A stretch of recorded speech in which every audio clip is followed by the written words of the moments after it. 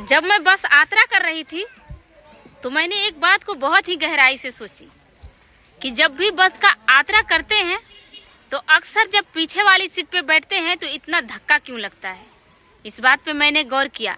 जब पिछले सीट को छोड़कर ड्राइवर की ओर बढ़ने लगी और सीट चेंज करती रही, धक्का कम होता गया। जैसे ही मैं ड्राइवर के कुछ दूरी के सीट पे बैठी तो धक्का कम लगने लगे। मैं इसी तरह अपने जीवन की एक बात को मैंने सोचा कि शायद इसी तरह जब इंसान भगवान से वंचित होते हैं, भगवान को पहचानते नहीं हैं, तो इंसान की ज़िंदगी में बहुत सारे धक्के लगते हैं।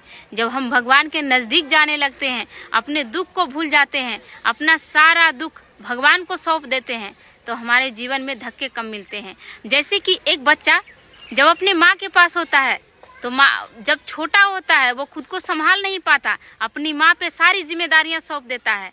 तो माँ बाप उसकी जिम्मेदारियाँ उठाते हैं। मेरे बच्चे कहाँ गिर रहे हैं, मेरे बच्चों को क्या चाहिए, उसको क्या ज़रूरत है, सारी जिम्मेदारियाँ माँ बाप उठाते हैं। बच्चों की कोई फिक्र ही नहीं होती। लेकिन जब बच्चे अपने पैर पे चलने लगते हैं तो माँ बाप समझ जाते हैं कि अब हमारा बच्चा अपने पैर पे खड़ा हो गया, अब वो चल फिर सकता है।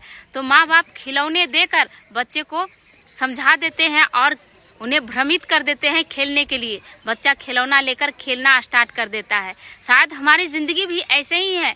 जब भगवान हमें ये धन दौलत पैसे ये सब हम इंसानों को खिलौना बनाकर हम लोगों को फुसलाते हैं कि देखते हैं कि ये धन दौलत से मान जाता है या हमारी दर्शन के लिए हट करता है। अगर हम धन दौलत पाकर भगवान को भूल जाते हैं तो भगवान भी हमें छोड़ देते हैं। जैसे एक बच्चा खिलौने को लेकर खेलने में लग जाता है, माँ पे ध्यान नहीं देता और माँ कोई काम में लग जाती है। उसी तरह से ईश्वर जब हमें धन दौलत देते हैं और हम उसमें खो जाते हैं तो ईश्वर हमारा साथ छोड़ देते हैं और वो अपने काम में लग जाते हैं।